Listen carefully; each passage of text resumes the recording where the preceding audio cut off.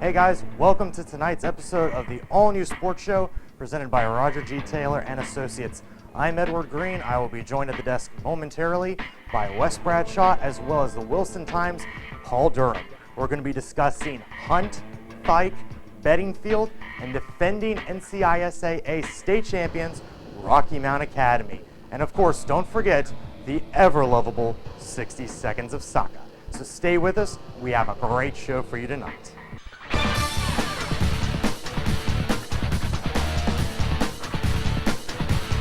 Dogs coming on a blitz, a nice pickup. Green gets rid of it and caught on the deflection. Put 6 on the board, Knight fans. That is a touchdown. And it is caught by number 20, Malik Williams, and he breaks free. He's going. One man to beat. It's a touchdown.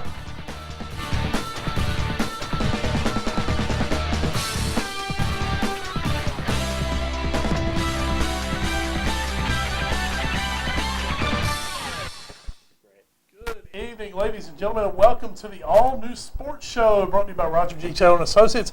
I am Wes Bradshaw, seated to my right tonight, co-hostess with the mostest. Thank you. Edward Green, and to my left tonight, folks, joining us from the Wilson Times for this week's Wilson County Football Preview, sports editor Paul Durham. Paul, we hear you on the phone all the time tonight. The people get to put a face with a voice. And with that, they may have just turned the television off. But anyway, thanks for joining us, Paul. That's right. TV sets are snapping off across the Twin County and Wilson County area right now. Well, they got to catch that Wilson Tobbs action. Yeah, they got to catch that. Well, it's not doing too well for the Tobbs right now. Well, then come on back, guys. We'll give you the hope you need. Baseball right into football. Yes. Football season's here. It is. Absolutely, We're folks. excited. No NFL game on tonight, so you really don't have a reason to turn it from us. Preseason did start, didn't it? Unless you're watching the Broken Skulls Challenge on CMT with Stone Cold Steve Austin. Just throwing that out there. I'm taping it, don't worry. All right, folks, welcome you to episode 2, season 3 of the all-new sports show. Season 3, the season of serious. You've seen our promos. You know we're serious now. We're very serious. I'm wearing a collared button-down shirt You this are. year. You look very nice. You wore a blazer earlier. I did wear a blazer earlier, but then I have to take it off because We are get a little less serious. blowing up. Folks, leave it here. Don't worry about watching any more golf. We're going to update you on that as it happens. Of course. Here's what's probably going to happen. Somebody's going to win. It's a good call. I'm all about you, America. All right, Ed. Of course, Paul Durham joined us tonight for the Wilson Times. Our sponsor for the show, Roger G. Taylor and Associates. Of course, also, folks, you look down toward the bottom of your screen, you'll see the rest of our sponsors scrolling as it goes. And Ed, at this time, it is time to put us over on social media. Of course, you guys know it. You guys love us. There's one on the bottom of the screen right now. Facebook.com/allnewsportshow. That's where you can find all our great videos, a lot of our great pictures from Instagram. It's basically a conglomeration of everything we put out there. So go check that out. Also, if you want to, twitter.com/allnewsportshow. There you can go. We like to use those for live updates of games that we're doing. So you guys will get a lot more of that once we hit football season. Of course, Instagram.com/allnewsportshow, where producer Des, who's hoping to have a better second show than he did first. So it's already off to a better start, to be honest with you. Because we're actually on the air. Yes, that's true. All right. That was a very crucial part of the first episode. But this time, he put out a great picture of Instagram just about 30 minutes before the show started. So again, that's Instagram.com/allnewsportshow. Finally, YouTube.com/theallnewsportshow. If you want to see all our promo videos, all our interviews individually, as well as full episodes, go check it out there. allnewsportshow@gmail.com. Send your mail and parcels and your letters to 1701 Sunset Avenue, Suite 201. Rocky Mount, North Carolina, 27804. I can't believe I'm still almost forgetting our address. I have no idea what it is, so you're doing a lot better than I am. Remember, folks, when you send those parcels, all perishable items, No live please animals. pack with dry ice. And Ed says no live animals. I say some live animals. Why not? Let's have fun. Let's have a ball. Please do not send bait, tackle, or ammunition, though. That's true. No ammunition I believe through the that's mail. actually a felony. I've been told no ammunition through the mail. And our podcast, by the way. Subscribe to our podcast at podbean.com or iTunes or on the Stitcher. I believe we're on Stitcher. I do Podcast Republic. There you go. That's what he does. Just search for All New Sports Show. You'll find us on there. That's right, and of course that show a little more worldly centered, maybe not so much with the locals. So if you want our worldview on things such as anatomy of soccer players. If you are a big fan of 60 Seconds of Soccer and wish it was more like an hour and a half, that's pretty much the podcast for you. And we can curse. It's my favorite part of it. We can curse. All right, folks, speaking of cursing, by golly, let's do a quick recap of week one. Yes. Edna, you talked about on the YouTube channel, if the folks want to go back and look at full episodes, they could. Who would they see if they tuned into last week's show? They would have seen Jeff Craddock from Tarboro. They would have seen Keith Perisher from North Edgecombe. They would have seen Jonathan Cobb from Southwest Edgecombe. And they would have seen Danny Ward, the new coach over at Rocky Mount Prep. That's right. So an action-packed week one, and we are here week two. And folks, just because Wilson County is going to be so jam-packed for football this year, we had to bring in an expert. We brought in Paul Durham. He's here. Paul, coming off a great season of football in Wilson County, what are we looking forward to in 2014? I think we're looking for more of the same, maybe even better this year. We had probably the first year in a good while where Hunt, Fike, and Bedingfield all had great seasons. And I think all three of those teams have a lot of those key players back, and they're probably going to be as good, perhaps better, this year than they were last year. Expectations are a little bit higher for Fike and Bedingfield. Hunt's expectations are always up here. When you keep making Eastern Region finals, Yeah. that's where they tend to stay. That's right, yeah. And you know, the saying over in Wilson and around the Big East Conference, I think, is you can't count Hunt out. You just can't. No. I mean, I've seen them lose guys that you think, oh, well, you know, they got to replace those guys, and they do every year. Well, let's start at Hunt. Head coach Stevie Hinnett, second year as the head coach, obviously longtime member of the staff there, athletics director. Hunt has been conference champions each of the last 5 years. They've won at least 11 games each of the last 5 years. They keep going to the Eastern Finals, can't break through. You know, just a few things there. We were obviously there last year against Southern for a great game that just couldn't get it quite done. What can we see from Hunt this year, Paul Durham? When are they going to break the curse and make a state championship? That's a good question. It all depends on who they play and who's good out of the West and how good Northern Guilford is, apparently. That's true. Last year, Northern Guilford didn't win. Ironically, the 1 year they could have avoided them, and they don't make But them. Hunt lost to the eventual Yes. state champion in Southern Durham. So and, they've kind of made a habit of doing so. yeah, they've made a habit of doing that. And, you know, I guess that's the key. It's can they get that, you know, deep in the postseason and win? The key for Hunt this year is can they win the Big East? Because I think for the first time, they might not be the favorite. And we're going to find out tomorrow morning at Fike High when the Big East coaches sit down and conduct their preseason poll. That's right. So what Hunt has coming back this year is they have a veteran backfield. Jacob Williamson, the quarterback, who was a sophomore starter last year. He's back as a junior. A lot of growth for kids between that sophomore and junior year. Jacob has committed to play baseball at Duke University, so he's a great athlete, as we know. The only downside, he's, as Coach Hinnett told me, him and backup quarterback Bryson Worrell have been playing baseball all summer. So, but you know, these kids, as long as they're playing something, they'll get back up to speed. You're right. The backfield, they did lose Dexter Wright, Yes. who stepped in at tailback last year as a defensive star for the Warriors, and he came in and moved over to tailback, ran for 1,400 yards. Dexter's at NC State playing safety. But sophomore last year, now junior, Darius Barnes ran for 900 yards. He's going to be the centerpiece in that Warriors backfield. But they've got guys like Jeremy Harris, Cayenne Peppers, but we like to call him Cayenne Peppers. Clever. He's a hot one. And really, when you talk to Coach Hinnett, who's now in his second year as the head coach, as we know, after being the assistant for so many years under another Big East coach who left, take another job. We'll talk about him next week. We'll folks. talk about him next week. What Coach Hinnett is really excited about, who he's really excited about, is the sophomore, Tay Davis, a youngster who came up as a freshman from the JV at the end of the year. That's right. Blazing speed. He's a was great in the Southern wildcat. Yeah, he's a wildcat quarterback. But as Coach Hinnett said, we will find a place for him to be on the field just about all the time. With that kind of speed, he's definitely part of it. So the offensive line, they've got a couple of starters back. Defense, they have Josh Lucas, who was an NCPreps.com 3A All-State preseason selection. Led the Big East with 5 interceptions last year. Outside linebacker, you know, kind of was DB, whatever they want to Somewhat call of a him. hybrid. Yeah, he's a hybrid. He's going to make plays. He's going to make them in the backfield. He's going to make them in the secondary.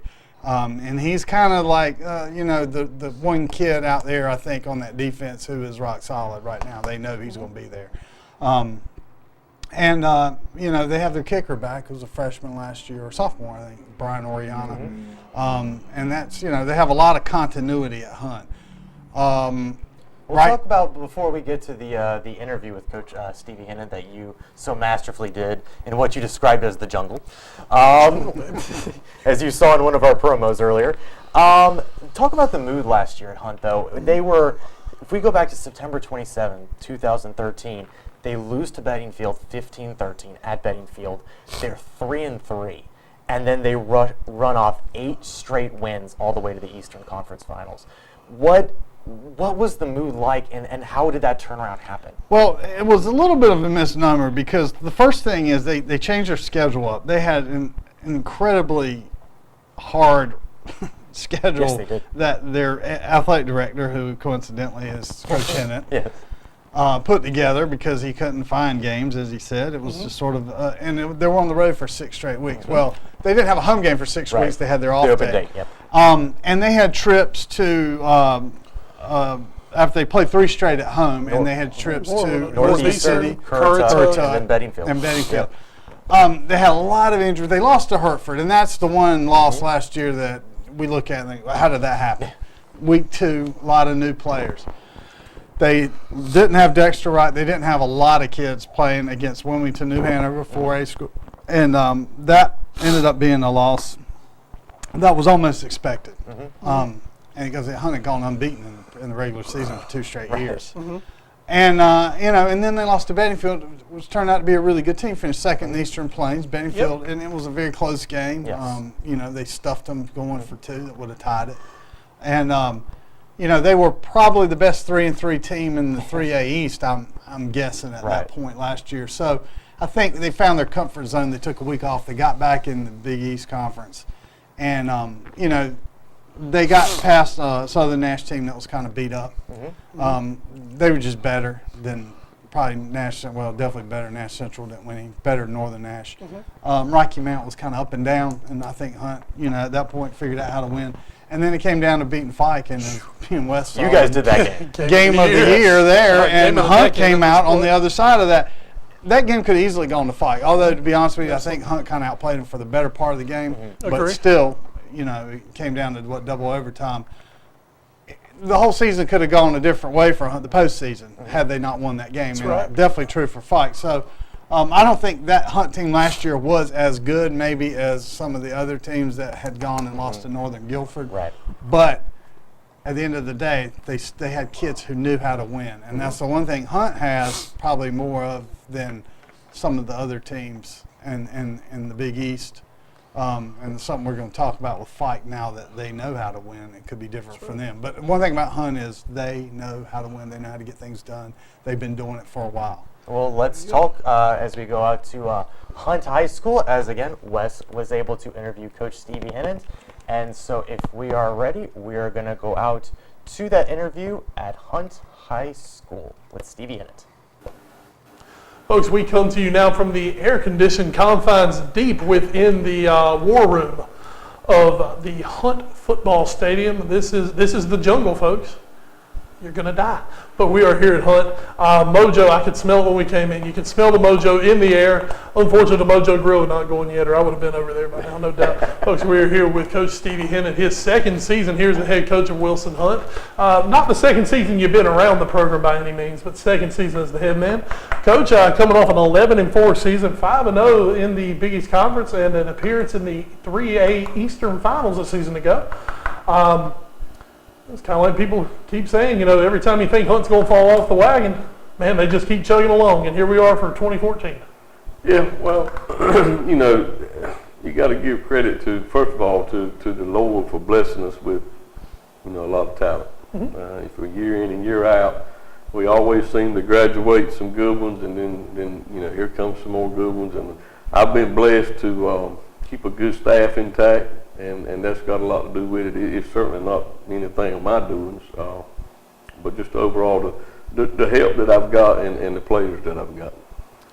Well, Coach, You bring back 5 offensive starters, 5 defensive starters. I believe you got 21 lettermen back this year.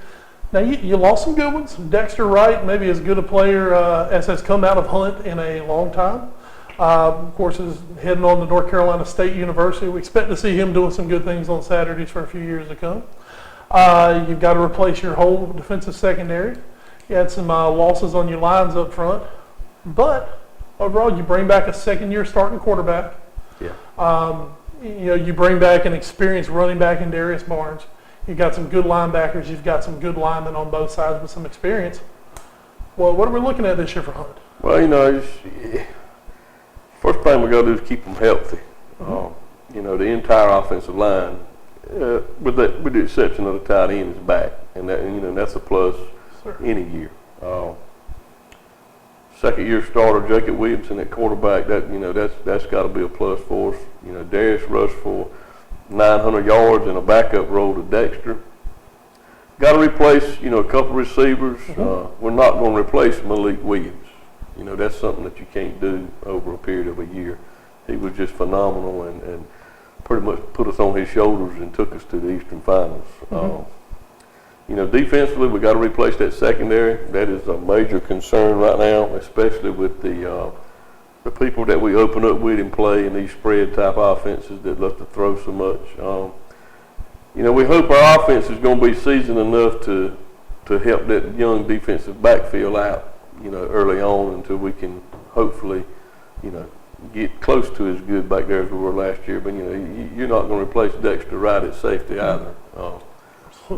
Running back wise, I think we'll be just as good if Darius stays healthy. But safety wise, it's tough to replace him. Looking at the quarterback position, we've kind of been highlighting that everywhere we've gone today so far. Jacob Williams, second-year starter. He's a junior. Seen by many as he's a baseball guy. Yeah. But man, he's a good little quarterback for you. From the beginning of last year to the end of the season, just talk about his growth, because he really, and in front of our eyes, really, he blossomed into a really solid quarterback for you. Well, coming in, we knew it was going to take some time, and I took a lot of criticism about, look, we need to change quarterbacks, do this, and you could hear it in the community, and I just decided to stick with him because first of all, he's a real smart kid. Not the fleetest of foot, but early on didn't make real good decisions, but I could tell that he had the potential, and once the light came on. You can't ask the sophomore anywhere to do more than he did for us from midpoint on to the end of the season. And, I just look forward to seeing him come back and, hope, again, keep him healthy. That should be a big plus for us. Coach, this year it looks like, according to the statewide media, they're tabbing you to have another good year.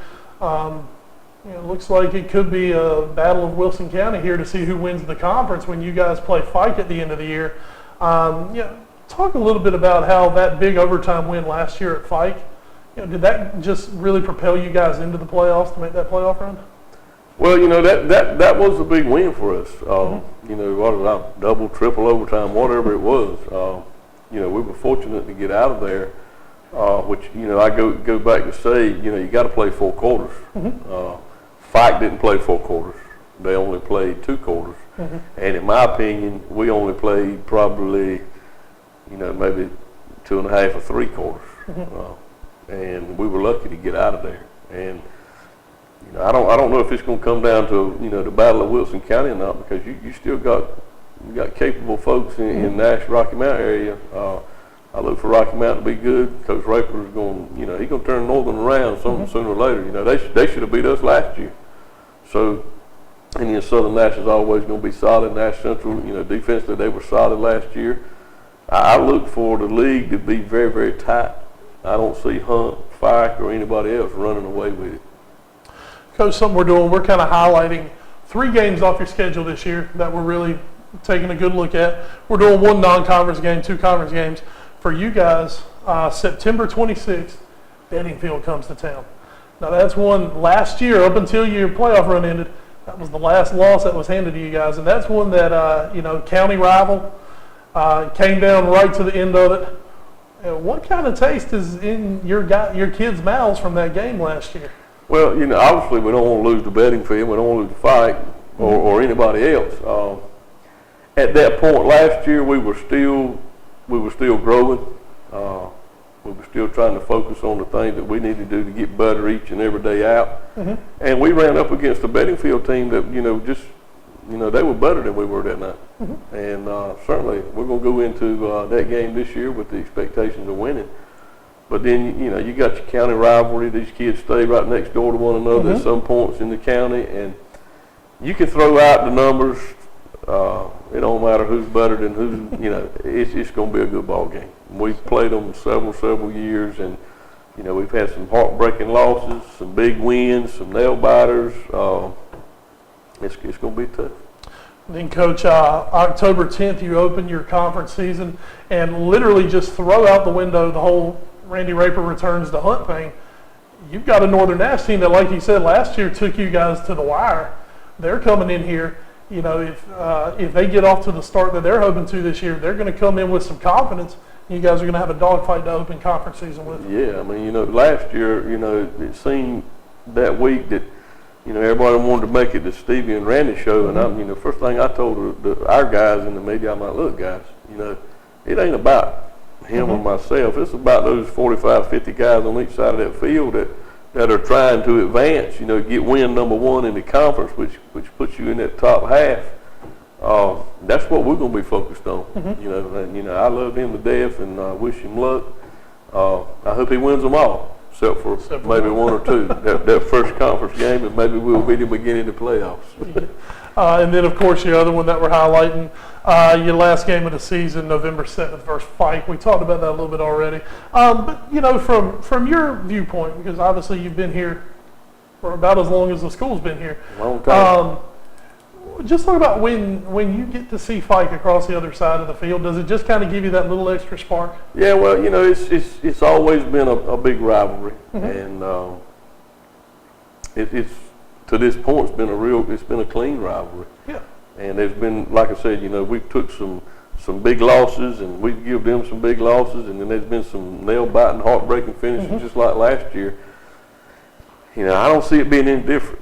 I don't see them coming over here and doing anything different than they did last year, and we're not going to change anything. We're going to line up and do what we do, and if it's good enough to get us a win, it will. If it don't, we'll have to hope we get in the playoffs some other way. Coach, I want to thank you so much for taking some time out of your busy summer schedule here to talk to us today here on the All New Sports Show. As always, we'll be seeing Hunt a good handful of times this season, and we'll look forward to talking to you in the future as it comes. I appreciate it. I thank you for what you do for the sport. Thanks, sir. All right, folks, we're going to send it back to the studio now here on the All New Sports Show. All right, and we are back. Great interview by yourself. Well, thank you. Stevie Hennet, always a pleasure to talk to out there at Hunt High School. Just a gorgeous field house. It's got luscious fern. Bill Williamson Fieldhouse. Paul, Beautiful. before we get to their run down their schedule, there was something else you wanted to Yeah, mention about Hunt. one thing I didn't talk about with Hunt was their receiving core, which, that has never been a Built. top topic of conversation with Hunt football over the years. They have always had some good players as receivers, but I've been told by Jimmy Lewis, our Wilson Times reporter who's covering Hunt this preseason for our preseason preview, that Coach Hennet has recruited a couple of players from the basketball team that finished state runner-up last year, Josh Willingham and Rashad Shipman, to try out for tight end. So tall. that would add quite a wrinkle to Josh the. Willingham is a massive kid. Yes. Yeah, he's 6'6". He's just huge. It And he's reminds a wide body. It reminds me of when Jeremy Atkinson, the Fike basketball star, Yeah. decided to play football senior year, and if he played football 4 years, he might have gone on to play collegiately. But Maybe if he'd had DJ Daniels throwing to him, it would have helped. yeah, maybe so. But yeah, that's going to be an interesting wrinkle with Hunt offense if those kids make the team, and I'm sure they will. They're great athletes. I think he's sending them home. All right, Edward, real Yes. quick, let's take a look at this Hunt schedule. Absolutely. As always, I will do the non-conference. You will take the conference. Of course. Non-conference starting off August 22nd at South Central, so they head down to Winterville for Game 1. August 29th, they take the long, dark bus trip to Ahoskie to play Hertford County. Literally, once you get out of Leggett, there are no street lights There's nothing. anywhere until you get to the school on the There's trip no to a high cell school. phone Yes. towers, Dude, no it's- wireless connections. It's a ways out Yeah, there. just about. And then they get to take another long trip down to New Hanover. So whoever is the bus driver for the Hunt football team, Putting on some miles. those guys are getting some frequent driver miles very early in the season. But then, we talked about last week, 6 weeks without seeing home. Well, this week it's 6 straight weeks without leaving home, including the bye week in there, as Northeastern and Currituck have to make the long trips back this year. That's right. And then September 26th, Bedingfield coming gonna to be the fun. jungle for a game that could have Hunt, having that little taste of blood in their mouth. They might want some revenge. Absolutely, and then that's the open date next week. Then they start conference play on October 10th. Northern Nash, of course, as you mentioned, he talked about it. Bit of a rivalry game, but we'll see how that one plays out. Just a little bit. It's a 1-touchdown game last year, too. It's the homecoming for a certain former coach. Will be mentioned next week. Rocky Mount is up next. They will also be coming to Hunt, and that ends the 6 weeks of getting to be at home. Then they go 2 straight on the road at Southern Nash, which is always a great game, at Nash Central with a rebuilding Bulldogs team, and then November 7th, go ahead and mark your calendars, Hunt, Fike. It's going to be a lot of fun at Hunt this year. I don't know how it can top last year's game you guys did, but I'm sure they will try. That schedule is totally built for Hunt to go win another Big East title. Well- Your 3 toughest games on paper are at home. Your 2 away games, a rebuilding Southern Nash, and a Nash Central who they should be better. I'm still not They totally should be. sold on Nash Central They here. can't go worse than they were last year, right? Exactly. I'm not totally sold on Nash Central yet. So Tough you go schedule for them. 2 Southern, 2 very Central, and other than that, your 3 home games. Well, that's are true, the but toughest. they're at Southern. That has traditionally not been an easy game for Hunt. And if That's- they can stay healthy this year, which already Southern Nash hasn't, they've already lost one big key member of their team. for a little while. For up to conference play, it looks like, and through the most mysterious of mysterious reasons, kidney lacerations. We'll talk about it. Brian Foster will talk about it next week on the interview. I haven't filled you in on that yet, have you? Can you lacerate one? Well, obviously you can lacerate many We'll things. talk about it next week. But now let's move on to the team that I think a lot of us expect will at best contend, if not even outright win, the Big East title this year, and that is the Fike Golden Demons. Last year we thought they were a year ahead of schedule, went 9-0 to start the season before losing that heartbreaker to Hunt. Obviously big things to come under head coach Tom Nelson. Paul, who are we looking for this year? Obviously 2 guys with 2 letters in their first name. DJ Daniels, the junior and then you quarterback. haven't even mentioned the preseason player of the year. AJ Hines, the junior fullback, and then of course Anthony Evans, yes, who was him too. one of our players of the year at Wilson Times last year, senior. Let's call him AE.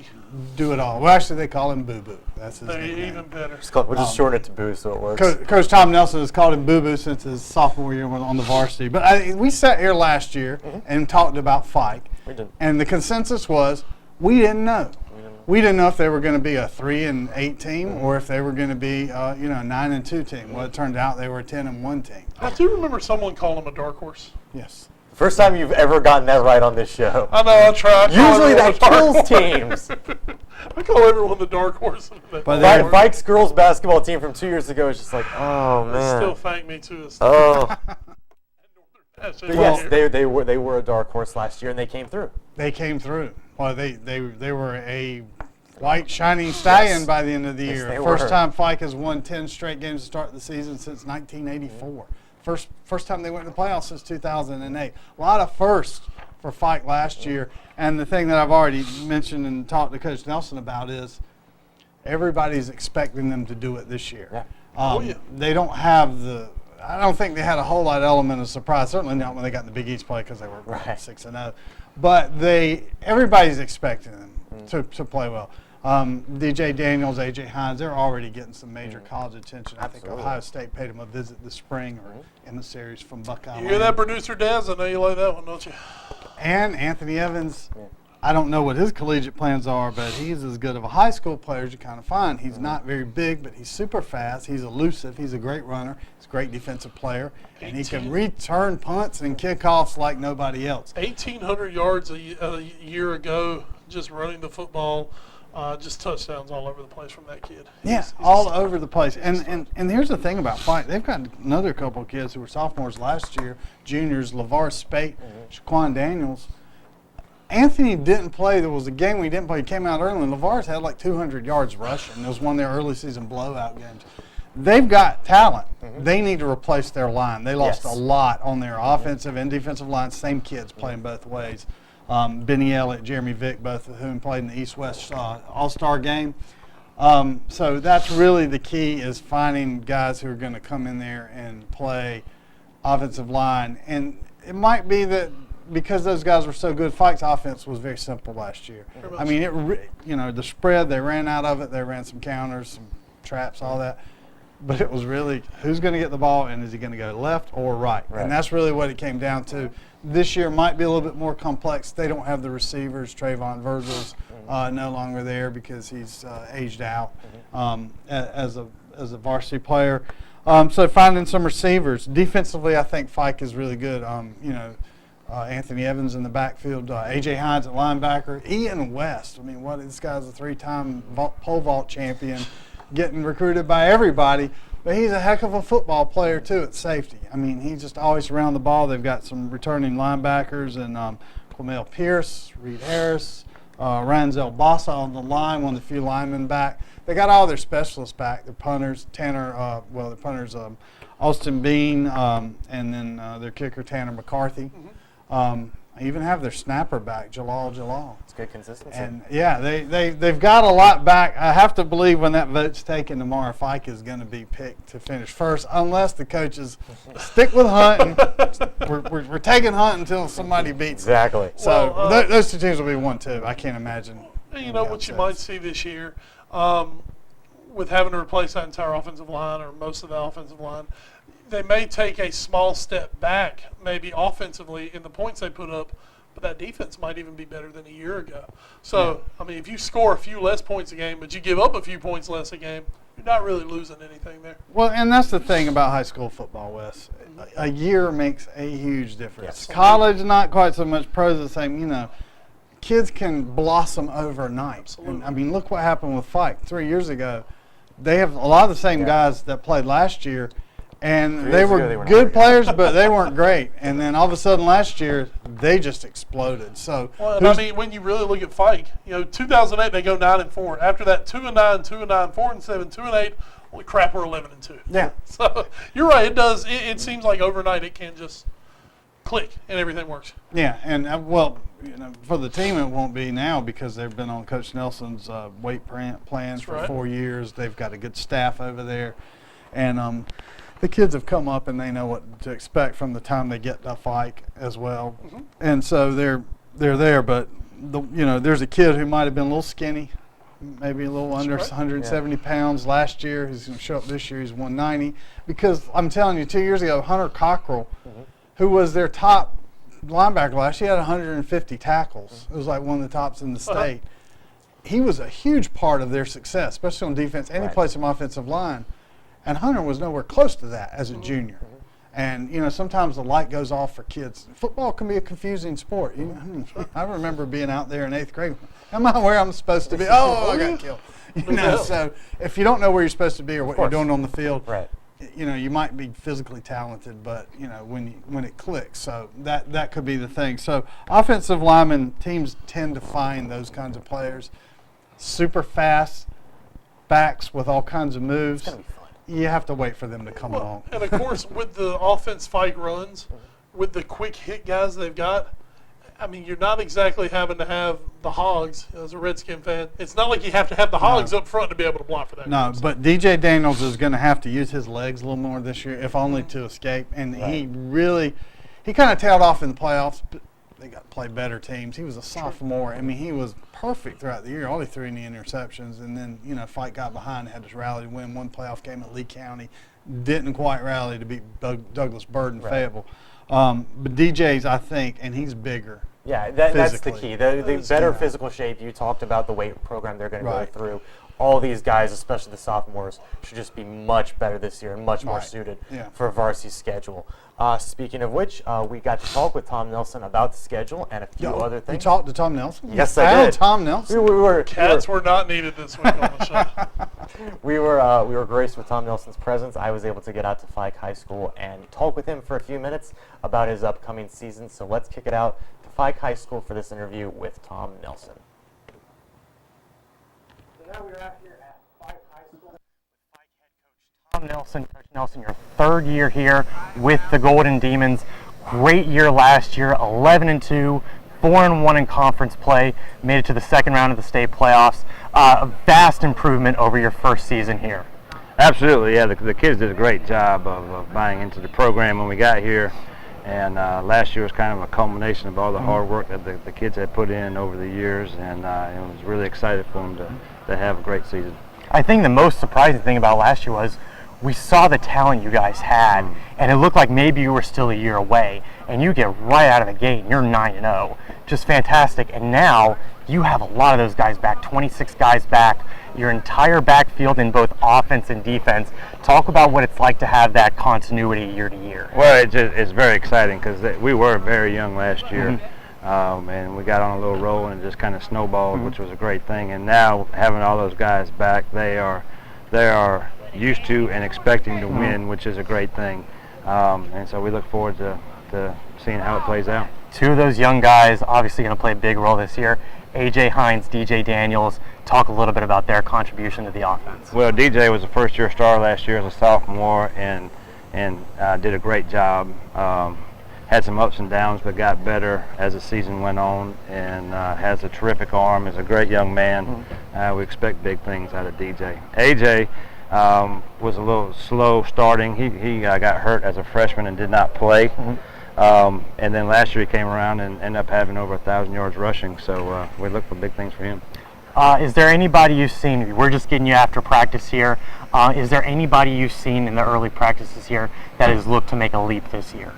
Well, we really have to get some guys to step up on the offensive and defensive lines. We lost some big guys there from last year's team.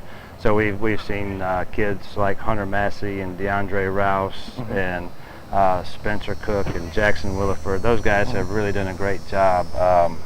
Will Anderson, Jalal, they have done a great job of working hard and trying to fill those big shoes.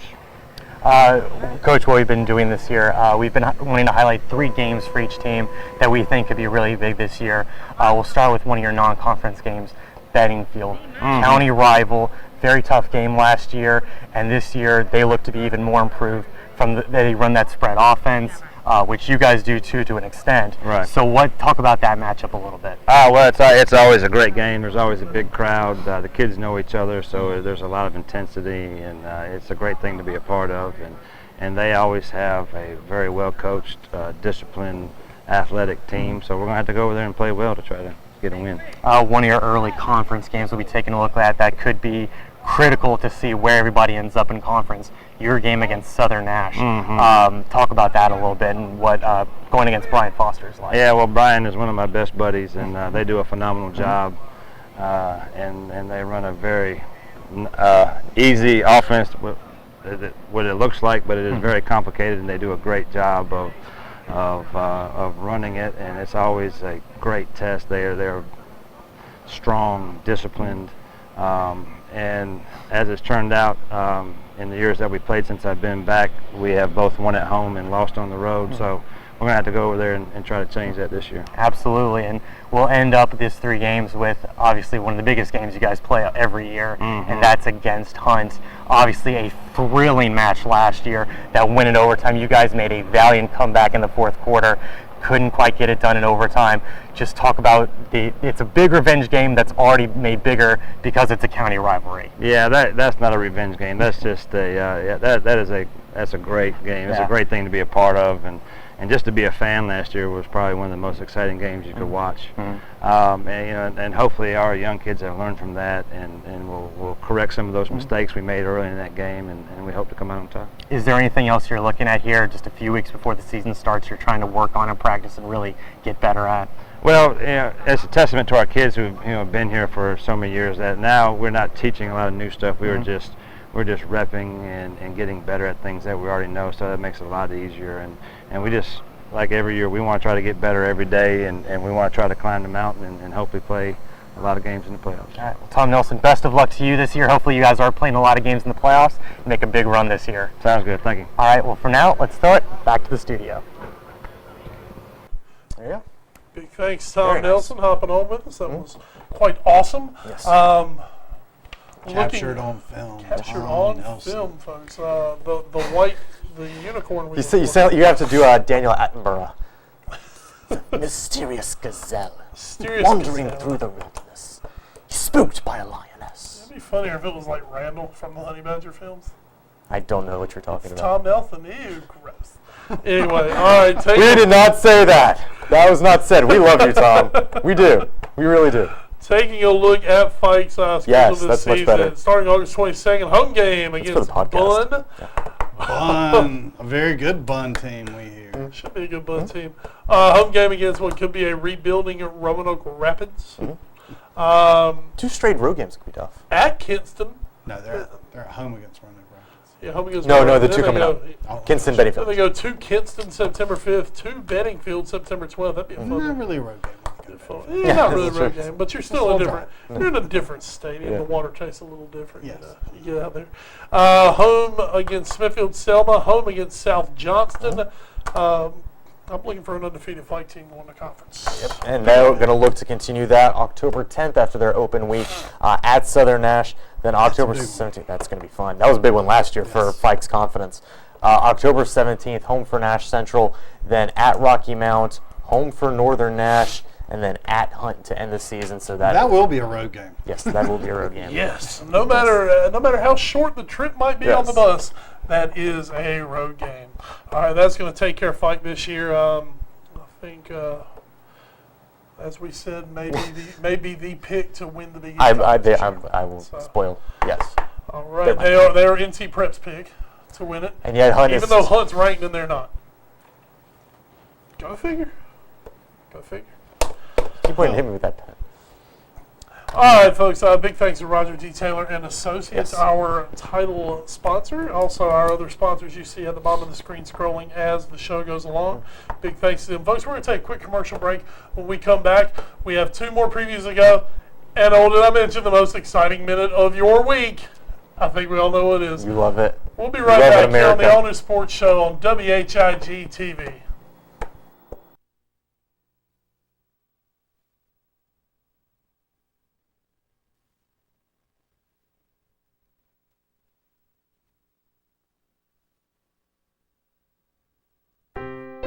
The new place is perfect, or at least it will be, with a little help from Dex. In the book or at DexKnows.com. Dex can help you get results fast and deliver the best local advice, so you can get it done right. Right here, right now. We should do this more often. Dex, results for the here and now. Good day, Eastern Carolina. It's Mike Keffer at Mike Keffer on the 301 bypass between Rocky Mount and Wilson. How do you roll? The summer clearance event continues on all new Chrysler, Dodge, Jeep, and Ram trucks. As part of the Keffer Automotive Group, we offer dealer group volume pricing without driving to the big city. Large selection, easy purchase experience, extended service hours, and fast oil changes are a few of the reasons to shop in Rocky Mount. Call 855-BUY-KEFFER or shop online 24/7 at MikeKeffer.com.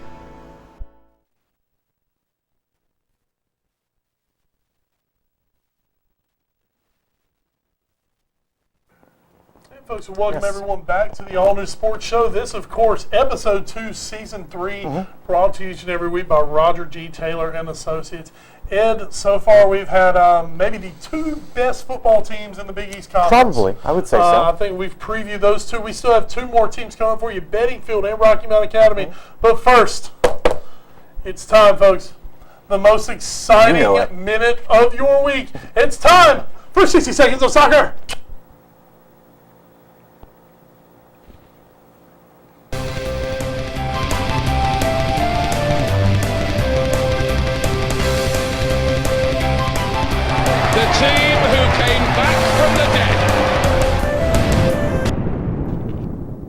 are the team that came back from the dead. We are, and people just still wish we were dead, I believe, at all times. Whoa, this show got dire.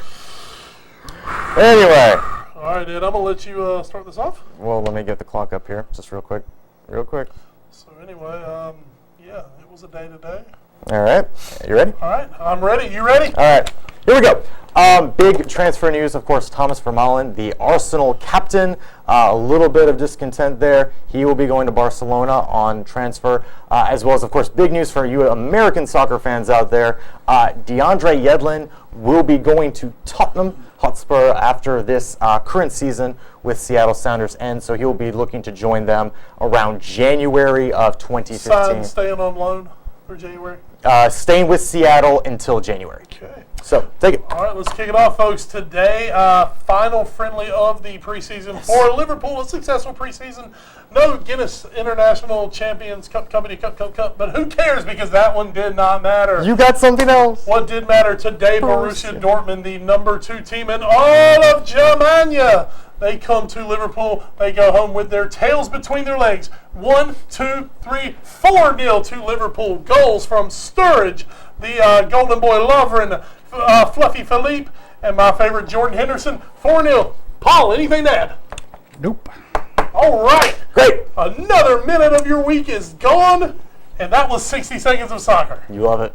You love it, America. Don't pretend. Paul. Yes. As we now return to our previews, preview number 3, something you definitely know about, Beddingfield. And you will have something to add with Beddingfield. I will have something to add for Beddingfield football. Look, Tyrone Johnson bringing the Bruins back, and expectations, I think, have got to be pretty high at Beddingfield. They are pretty high, and I tell you, we've got a lot of good skill players returning in Wilson County, and as I mentioned, Hunt's got their starting backfield back. Fike's really good, but obviously, it'd be hard pressed to find a better quarterback receiver combo than Beddingfield has back in senior Kavaje Ellis, quarterback, and receiver Javius Nixon. And those two, Javius was the top receiver in the Wilson Times readership area, which is 8 teams that we have in our area that we cover.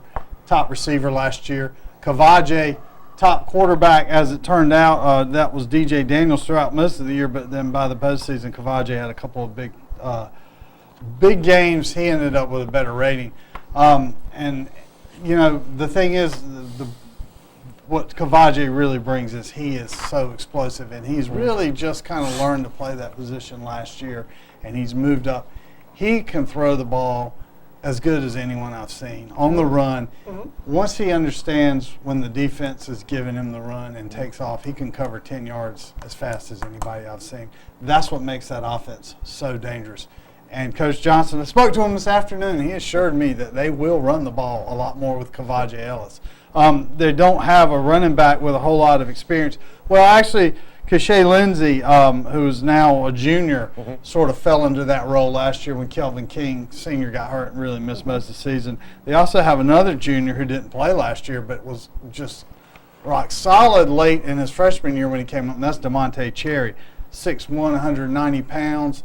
Both those kids are tough runners. I don't know that they're natural running backs, but I've seen them in action, and they are going to be tough.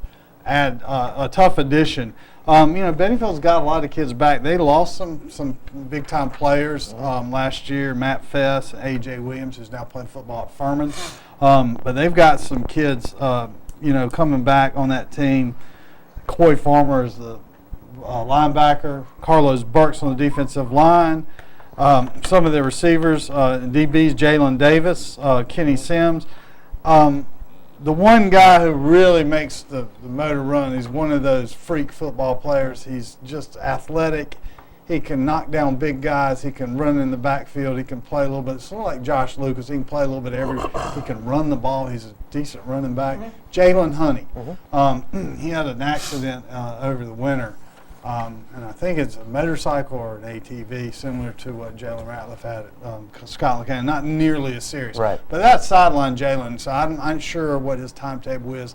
He probably will not play at least the first 2 or 3 games. When they get him back, that's really going to be a big piece of the puzzle.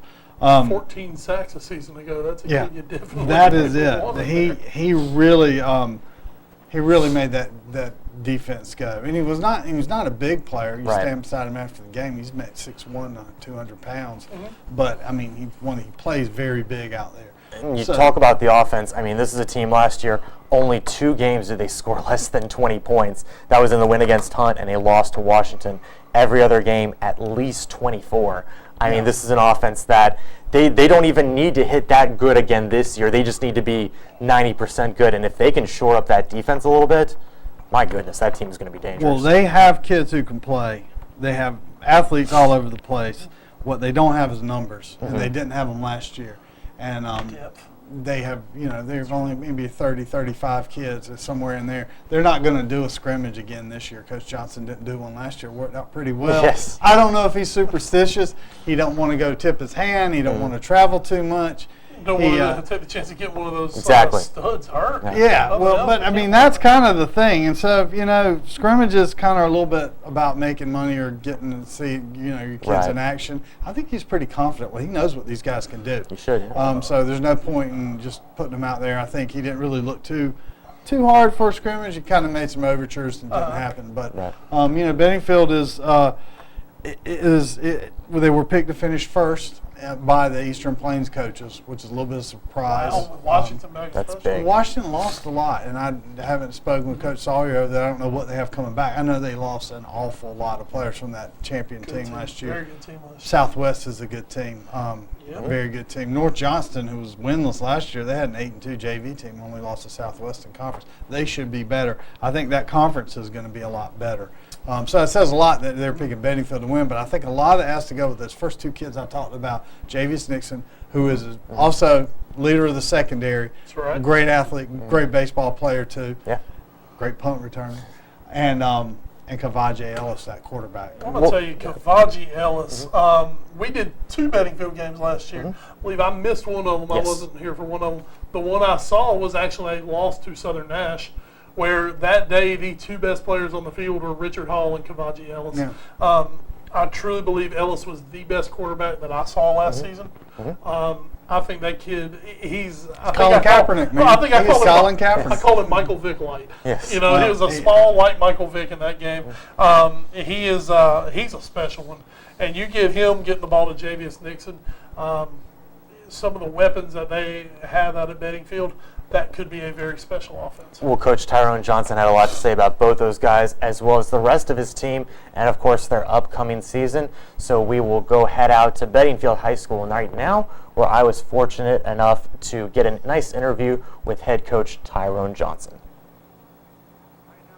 Out here at Bedingfield High School with head coach Tyrone Johnson. Coach Johnson, thanks so much for joining us here today. Of course, Bedingfield coming off an 8-5 season, 4-1 in conference play, had a lot of great steps last year. Right now, we're just starting summer practices. How are things going? It's going pretty good. We have the people that we were expecting to have, and they're out working hard. Had a great summer. They worked hard all summer long. So they're ahead of what they usually would be at this time, because we have a lot of returning seniors, a lot of returning veteran players, and guys that we're expecting a lot of big things out of. Well, a couple of those guys you're going to be expecting a lot of big things out of. Of course, Javius Nixon and Kavaje Ellis, 2 of your great spread option guys that you love to use. Talk a little bit about them and what you're looking for from them coming in this season. Well, it's always good to talk about them 2 guys. Those guys are special players. Not just great athletes, but great students. The teachers can say the same things I say about them, so that's always good. But Kavaje is in the 2nd season running the spread for the varsity team, and he fits the mold of that type of offense. That offense is sort of set for him, and he's going to do some wonderful things for us. I really believe that this year in that offense, he will be running a lot more than he did in the past. We're going to give him the option to run more, and that's going to make our offense more balanced and more open, I think. And Javius, played the first year as a quarterback, first 2 years as a quarterback, moved to receiver last year. Outstanding guy. He's preseason all-state pick right now for 2A, and he's just worked so hard all summer long, and good things supposed to happen to people who work hard, and those 2 guys have really worked hard, so good things are definitely happening for those 2 guys. Well, that's great, but 17 returners, I believe 5 on offense, 6 on defense for starters. A lot of great depth, and you were talking about me some other guys that look like they can really make a leap this year, including one linebacker who you said has a little bit of Shrine Bowl-ness maybe to him. Oh yeah, Corey Farmer. Corey Farmer I think gonna really be special this year. He was a good football player last year. I think he's really going to that next level. And of course, a lot of Division I schools are looking at him. Division I, the 1AA schools are really interested in him. He went to the final combine for the Shrine Bowl, and they're gonna get back with him in mid-season. They're going to watch his first 3 films to see what happened for him. But he's really worked so hard in the weight room, and I really think he's gonna make a difference for our defense this year. We're expecting big things out of Corey. Corey also has some of the best hands on the team. He can actually be a slot receiver, but he's the type of team player that you want. So we know we need some extra linemen. What it would be our downfall right now is our young line and just don't have the numbers in the interior line. And Corey, hey coach, I do it. I play line. I can do that, and he can. So we also expecting him to be able to help us in line or slot receivers or fullback, wherever we need him. He's that type of person. He's willing to do whatever the team needs him to do. Talk about last season, a great season, a lot of exciting games both ways, also some injuries last year, but still you managed to go 4-1 in conference, finish second, and go into the playoffs. What's it going to take this season to make that leap and jump over Washington, who won the conference last year? Well, I think it's going to take, like I said, the continuing effort that we put in so far this summer. Also, you said something about luck or injuries. I think you have to be lucky to go without having injuries for the whole season, playing the schedule that we play. You know, we play the Big East schedule plus Pinecrest. Yes. You know, and then you have a real much improved Green Central team on the schedule. So we don't play in a weak team. So all the teams we play are a real good football team. So you have to be a little lucky to make it through that schedule injury free.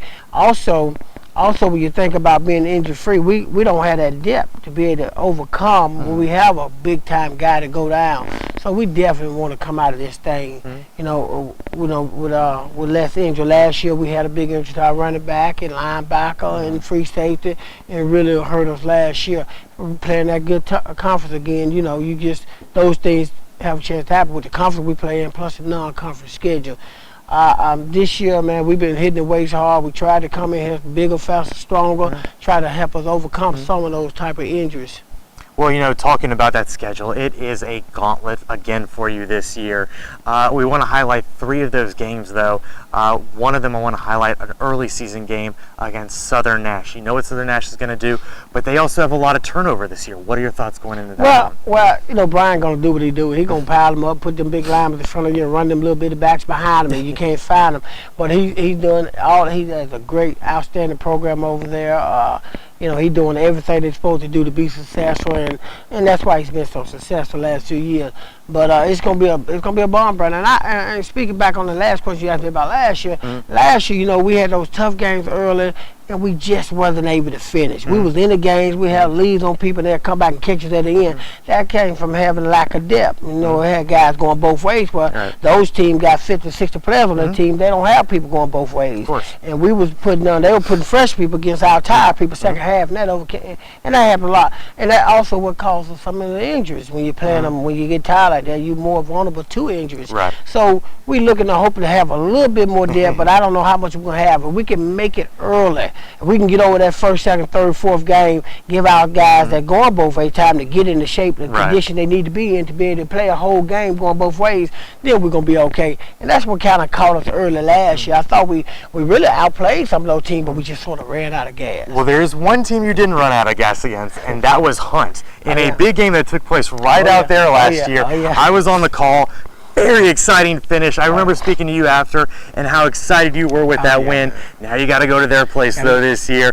Talk about that. No bad blood loss there. No. Always a tough battle, man. He'll say Steve will claim he's down, but he's come up with a jewel team play for the Eastern Final Championship. They just blessed with a whole lot of talent out there, a lot of numbers. It's going to be a bomb burner again against them, going over to their place. It's going to be tough. Our kids really stuck it out that year. We had our two of our best players to go down early in that game, and we had kids to pick it up for them. And it was just an atmosphere we need to be at every game. And the attitude we had that game, our our main thing is, we count on each other. Big thing, that's our slogan is count on me, and that's what we go by. And so we had to do that game, and I hope we can just carry on with that slogan and really take that into every game. And like I told the kids the other day, if I know I can count on you and you can count on me, then ain't nothing can stop us. There's nothing can stop us. And so we really hoping we can build on that. That success we had last year. It was a good season. I mean, going 85, the schedule that we played, I wasn't upset. Impressive. Of course, we had a couple of those three or four of those games could have easily gone the other way. Well, I still remember that stand on the 2-point conversion at the end. Oh, yeah. Just gives me goosebumps. Oh, yeah. One last game I want to talk about, though. Your last game of the season, Southwest Edgecombe. That obviously could have huge playoff implications for both teams. Oh yeah, they're gonna come, man. They're gonna be much improved team. They are a good football. It's a good football team last year. They're gonna be much improved. Lil Cobb is doing an outstanding job with that team. I call him Lil Cobb all the time. And he's gonna have that team ready. They have a lot of talent over there, and they have a big tradition over there. They believe in themselves. They believe they can win every game they're going into, and so it's gonna be a tough game, and it's gonna come down that late in the season. It's gonna come down to who's the healthiest. You know what I mean? If we can avoid those injuries, and they could, it's gonna be something else. But injury here or there for my team, speaking for my team, can really make us go from being a real good football team to a very average football team, to be honest with you. Well, Coach, best of luck this year. Hopefully the injury bug treats you well this year. Thank you. And it'll be exciting to see what you guys do. Always one of the more exciting offenses to watch, especially in our area. Thank you. Thank you so much. All right. Well, right now, let's throw it back to the studio. All right. That was a great interview with Coach Johnson. Lots of good stuff to talk about. Man loves to talk. He loves to talk about his team and just some great, exciting stuff coming out of Benfield. He's very excited about it. You've got some players. Hey, let's talk, man. He should be excited. He has a roster already. Oh, my God. It's not even the middle of August, and he's got a roster. Good for us. That's good. That's great for all us media folk. All right, taking a quick look at Beddingfield. Where are you, Beddingfield? Did I lose my page? I've lost my page. Do you want me to just run through it? No, because I've got my page. Okay. August 22nd at Green Central. August 29th, home against Southern Nash. 28th. Yes. 28th, that's right. They're going to play that on Thursday night. Good point. Thursday night football for you guys. Thursday night football game. And that shall be a good game between those three teams. September 5th at Pinecrest. Pinecrest, of course, coming up last year. Yeah. And Bennyfield hung with them for a while, and then Pinecrest turned on the Jets. But it'll be a good experience game for them again. Well, Pinecrest won. They won like 7 straight games to start the year. So that game, I think, was the game that told me that Bennyfield was actually going to be pretty good. That's right, because you figured they were going to get run over, and they didn't. They played good football. And then they finish out their last 3 games of non-conference. They end up playing 4 Big East teams this year. They play home games against Fight, Nash Central, and then go to Hunt. So, kind of that's a minefield of a non-conference schedule for Beddingfield. Yes. Once again, Beddingfield could come out of this with 3 to 4 losses, but still be a really good football team. I never thought I'd say that the Eastern Plains portion of their conference might not be as hard as their non-conference. And that has been very rare in the last probably 10 years that the Eastern Plains has not been the toughest part. And it's still going to be pretty tough, obviously. And this is a team that since 2000, they got their first winning season since 2008, this past season. So they're going to be looking to improve on that. And to start conference play, they are October 10th, home for North Johnston, at North Pitt, home for Washington, at Farmville Central, and then they finish the year against Southwest Edgecombe. Farmville Central picked second in that conference. Very tough team last year. Very surprising. And that could be a big one, picked second. But I think Southwest Edgecombe is going to be pretty good too. Well, and Eastern Plains, and the JV team last year. NC Press may not have some of the insight, of course, as your guys or your fellow. We shared this last week on the show. They're just words on the page, man. Yeah, basically, we live it and breathe it. They pit Washington 1, Beddingfield 2. Player of the Year, Markel Spencer, running back from Washington, their preseason Player of the Year. But as you said, the coaches had a little something different to say with that. So I think it's maybe Beddingfield, Southwest Edgecombe. Beddingfield's got a lot of talent. Southwest is. Farmville Central wanted to keep an eye on. They got a good quarterback coming back. Farmville Central is one of those programs, like a lot of them. Once they start catching that wave and get things going, and Scott Gardner's been there for a while now. They're going to be pretty good. You can't overlook them anymore. Absolutely. Cannot overlook, and I don't think you can overlook North Johnson. They have a new coach. It's every game in that conference is Their gonna be JV tough. team was 8-2 last year. Only lost in conference to Southwest Edgecombe. They have 2 kids who have been contacted by Duke on their line, their offensive line. They have some pretty good players over there. So It's going to be fun. That's really a compliment now. Yes. Back in the day, it was just, oh, you're big and you can read. Congratulations, Duke's recruiting. But anyway, good luck this year to Bedingfield. All right, let's head to our final preview of the week. Folks, we're going to tell you this is going to be a little shorter just because there's not a lot of preseason stuff out there for Rocky Mount Academy. But what can we tell you? They're the one defending state champion that this area offers. Yes. The 8-man state champs a year ago, B.W. Holt getting his first ever state championship as a head coach. We talked a little bit Word of God, one of their bigger rivals over the past few years, moving up to 11-man football. Yes. So that's one off the schedule right there. Yes, but it's still going to be a tough schedule. Absolutely. Community Christian out of Wilson, as Paul was telling us, reviving the varsity football program. They've had a JV and played. They had a varsity for a couple of years, struggled to get numbers. Went JV. Now those kids have to play varsity. They can't in the independent association. Your sophomore, you have to play varsity, so they have a varsity program again. Well, that would be really cool if Community Christian can keep their numbers up and Rocky Mount Academy continues to keep their numbers up. Man, I mean, hey, that's what we need. We need a Rocky Mount Wilson rivalry. Yeah, out of this. absolutely. That would be awesome to see those two. And CCS, as they're called, the Cyclones, they chose that name because the old Fike High Cyclones. Exactly. When they first came together as a school. They get that going over there. We might have to add team number 13 to the rotation here. Just might. Of course, also, if we can really get this into a rivalry every year, we'll help push this rivalry. Yes, we'll push it. And we'll get a really good 8-man right because that gives us 2 local teams. And you know what? With where it is on the schedule, then we'll get you the full schedule after our interview with B.W. Holt. But it's September 19th.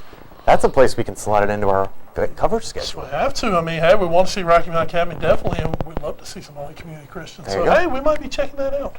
All right, but you had a chance to talk to the man, the myth, the living legend himself, B.W. Holt, fresh off a state championship win. So, Lee, why don't we take it back out there? Des, you just watch your mouth, young man. I don't need to hear that from you. Let's take it out to Ed and B.W. Holt. Yep. All right, guys, now out here at Rocky Mount Academy with Coach B.W. Holt. Coach, you are now a championship-winning coach.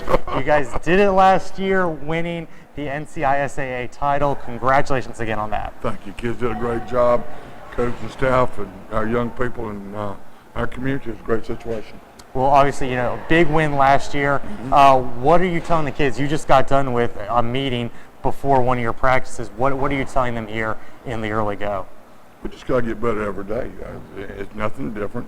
The difference this year to last year is this year we got a big target on us. Everybody wants a piece of it. Everybody going to take a shot. So we can't go out there and have any lax moments. And it starts at practice. We got to. You probably heard me. The only time we're going to walk is from here to the practice field and from the practice field back here, and get it done. So they've worked hard. They've worked hard. They've been real diligent about coming and getting in the weight room. The weight room's full every afternoon. They're coming in and lifting. We go to practice. Been good. Knock on wood. Let's see if we're going to stay healthy. Absolutely. That's one of the big things, of course, in our area with a lot of our teams. Who are we looking at coming back this year? Who are some of the returning guys from that state title team? Well, you got Bryce Andrecchio, our quarterback, who probably had his biggest game of the year. Every game last year he got better, and especially the last 4 or 5, he played real well. He grew up. Jacob Hunter, who I think is one of the better athletes in the area, got him back. Good gracious. Kyle Holland, middle linebacker. Gage Shelton, Clifton Mills, Jaquan Mills, Jackson Browder in the secondary. Trevor Graham. I mean, you can go on and on. So we're very blessed with people we got coming back. It's just the up front people on offense is always key. We lost Nick Place, who was, did a great job. He was all conference. Lost Kim Graham, Eric Robinson, Chandler Clance, who was an all-state lineman. So that's what we've been working on right now is replacing those people. And, you know, the kids that we're looking at have come back and they are bigger and they are stronger. That's great. They're just lack a little bit of experience. And so we've been working hard on that and we're going to continue to it. And I think, but, you know, we got from now to the 28th and see what we can do. We'll talk a little bit more about Andrecchio. Where did you see it click for him when he started making those great strides next year, and what's it going to take for him to keep improving this year? Well, he's a very intelligent young man. He loves the game of football. His skill level has improved, and that goes back to Coach Terrell Hudgens has coached him and does a great job with him.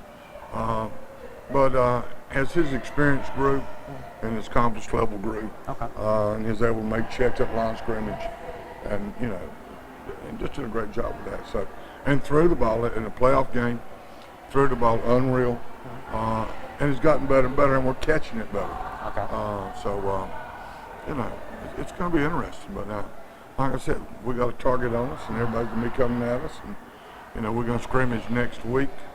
We got messed up on a scrimmage, but now we got Kip Pride, a 1A team, 11-man team. They're going to come down next Friday, and maybe Rocky Mount Prep. We're hoping Rocky Mount Prep comes over, so we're going to play 11-man football for a little bit next week. That'd be fun for you. Oh, we've enjoyed that. We've done it the last 2 years. My first 2 years here, we've done it with some teams, and then we give them a chance to play 8-man football with us. So it's been good in that regard. So. At least get to hit somebody you don't know, and go from there. So we're gonna do that next Friday afternoon here, about 5, 6 o'clock, on the game field. So we'll see from that, and but we just gotta continue to work. You guys should come check that out. As for the games coming up for real on the regular season schedule, of course you have Hobgood, Halifax Academy. I did notice Word of God not on the schedule this year. Word of God has gone to 11-man. Oh, Word of God's gone 11-man. So now, you know. But talk about the rest of your schedule and being the hunted now. Well, Halifax, I thought last year was a real good football team, and we got to open up with them. They got a new coach.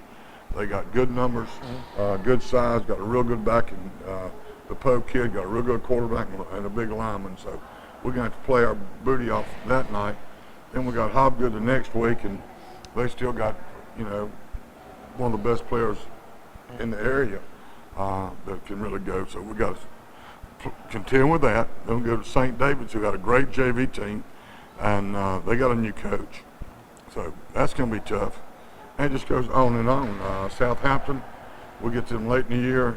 Parrott's going to be strong. You know, then Lawrence is supposed to be a lot better.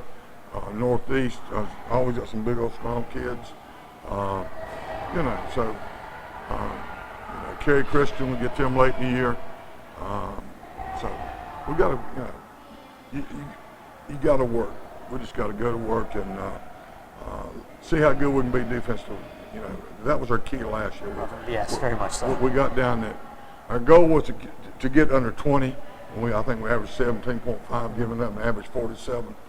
If we can go back and put that offensive number back up there or push towards that, and our strength is going to be defense to start with. You know, really, we got kids that can run on defense, and that's where most of our experience is. So we'll just see. And kicking game, we got a couple good kickers, you know, and so we're going to work with those and just see. Coach, it's going to be fun to see you guys again this year. Coming out. We can't wait to see you guys when we see you on our high school game of the week. Okay. And it's always fun to come watch an 8-man football game and a lot of offense, but you guys did have a great defense last year too. Defense got a lot better, and it's going to have to even get better than that. So we'll see. Best of luck to you on that. Thanks so much for taking the time out. Will do. And right now we're going to go back to the studio. Good. Appreciate it. Always nice to talk to B.W. Holt. You could tell at the beginning there he was really excited to get that state title and just kind of get that monkey sort of off his back. And He wants more of that. oh, of course he does. Oh, and then the way he's talking about his defense, I think they can do it. I think they can do it. Very good this year.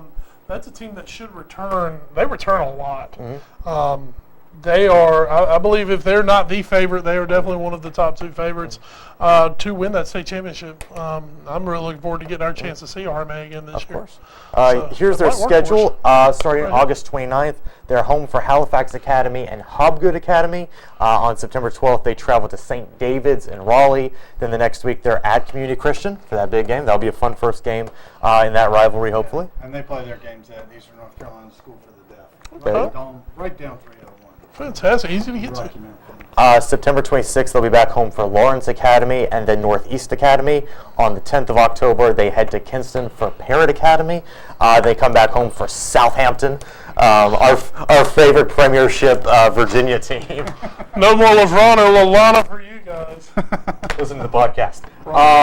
They're from Cortland, VA. They were the team RMA played last year in the state title game. Cortland. Portland. Not Portland. I've heard of Cortland. And then October 24th, they end the regular season at Cary Christian in Cary. So a lot of good stuff there. Southampton last year, I believe no. They lost 2 regular season games last year, I believe.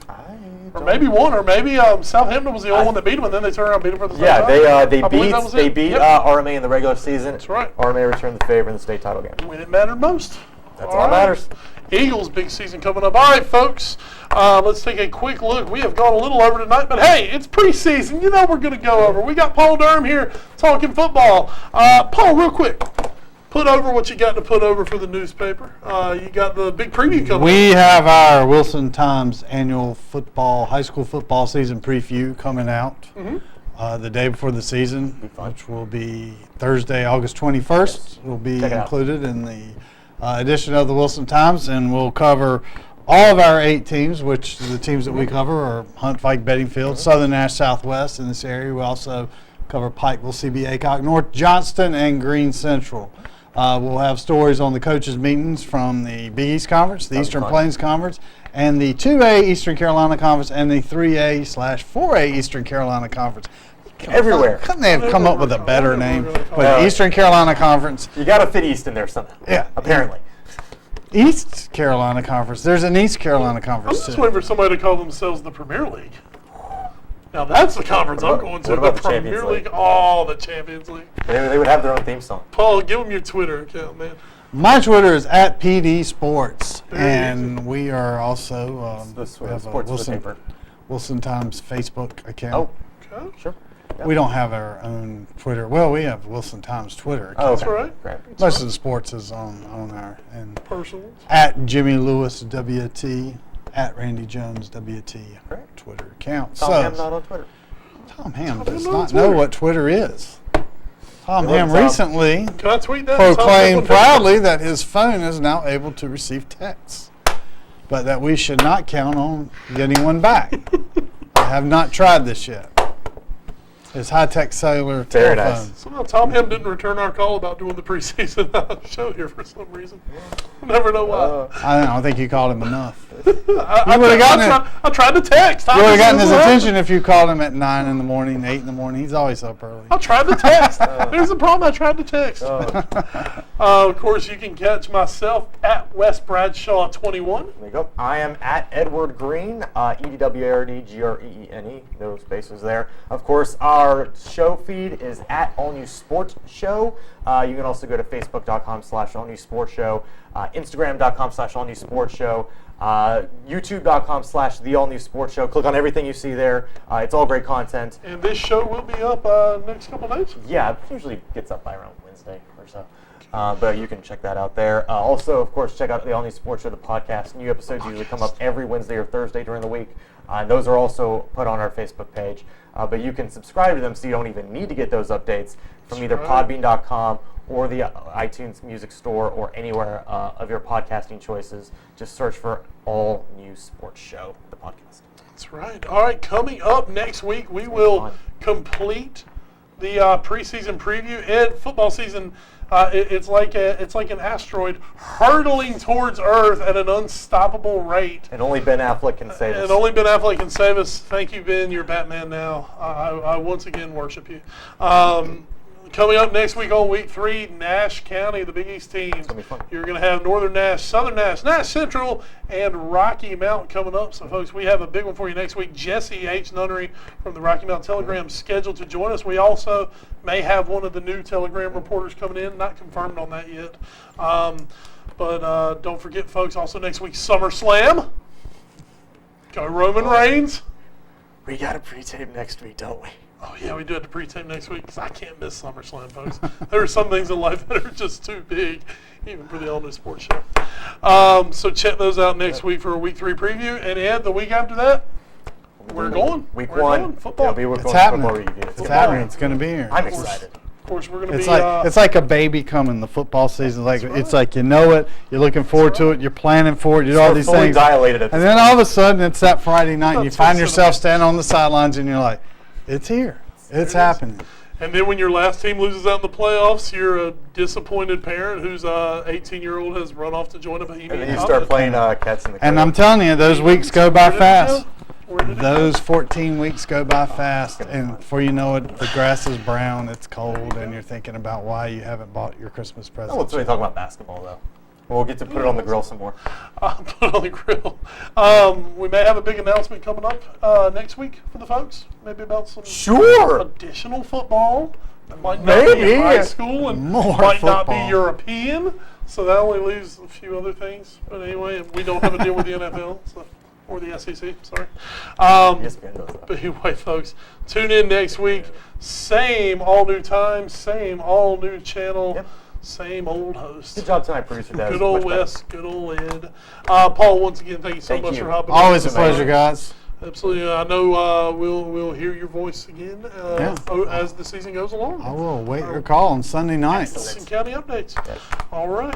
Folks, for Ed Green, I'm Wes Bradshaw, producer Des, producer Lee. You guys have done another great job. Let's take it home. Big thanks to Roger G. Taylor and Associates. This has been the All New Sports Show on WHIG TV. Good night, everyone. War Pig. Dominate. Ooh. See you. Blah, blah, blah.